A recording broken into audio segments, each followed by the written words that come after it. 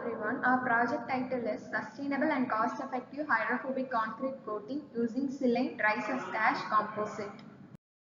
To prevent corrosion in the concrete, we are introducing a hydrophobic concrete coating which need to be sustainable and economical.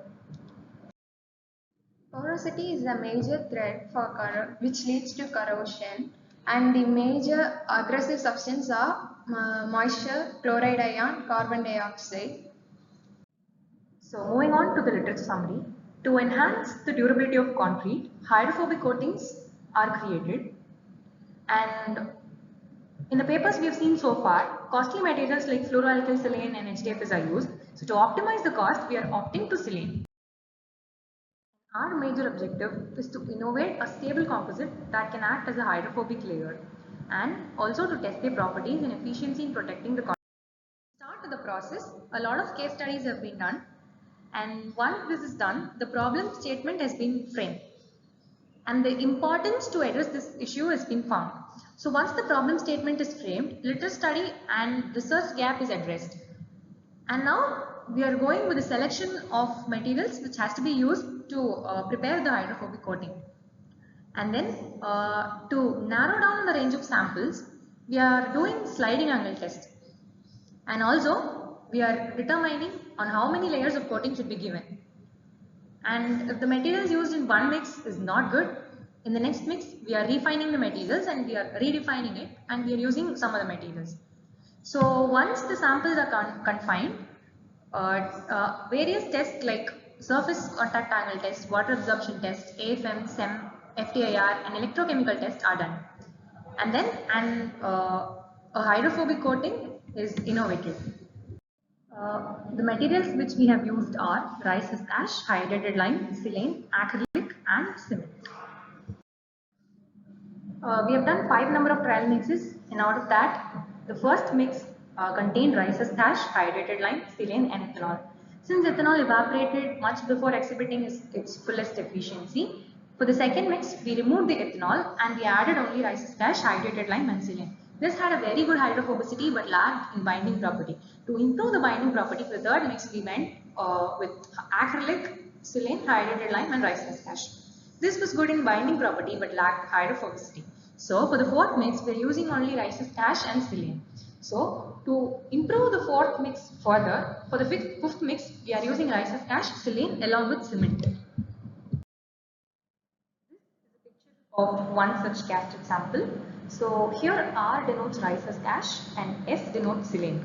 1:15 denotes the dilution ratio of silane, which means for 1 ml of silane, we are adding 15 ml of distilled water. Sample is of a dilution ratio of 1:20, where 1 ml of silane gets 20 ml of distilled water. So the basic inference is that as the content of silane increases, the hydrophobicity also increases.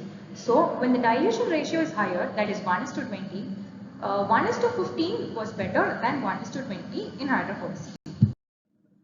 These are the pictures of different dilution ratios of silane sample we have used. The first is 1:5, 1:10, 1:15 and 1:20 respectively. And as we all know, higher the silane's content, higher is the hydrophobicity. This graph is a result of the sliding angle test done. So as you can see, lesser the sliding angle, higher the hydrophobicity.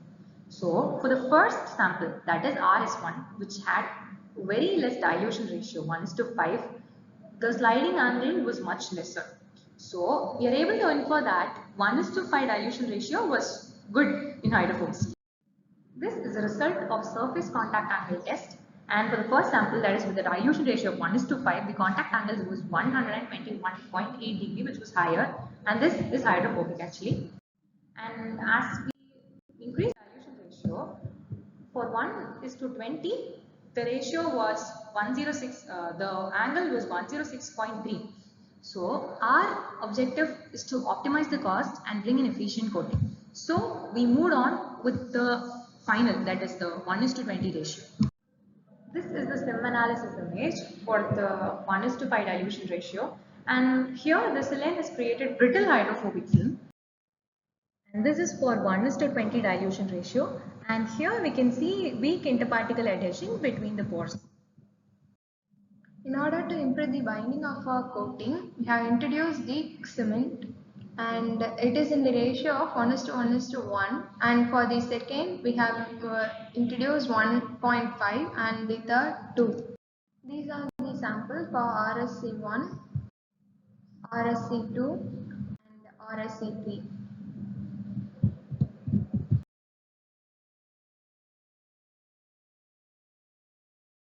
This is the sliding angle test results for previous weeks.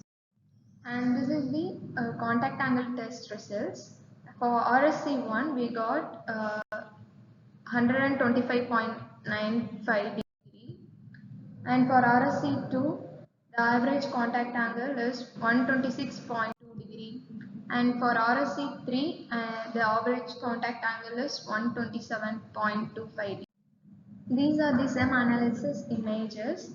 Here the coating get dense and the pore get reduced. This is the comparison chart of contact angle test results.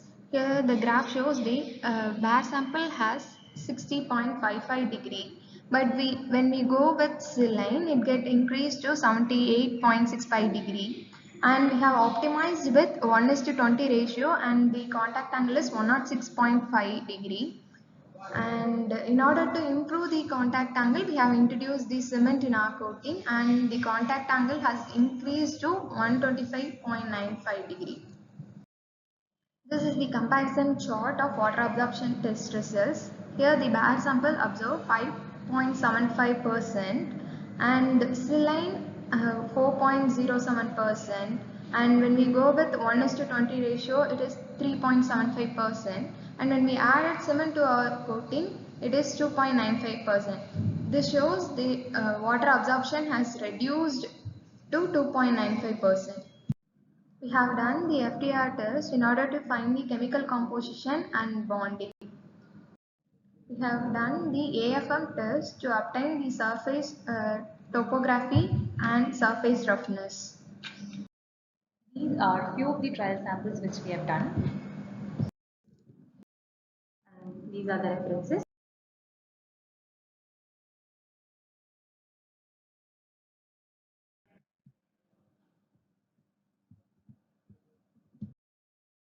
Thank you all.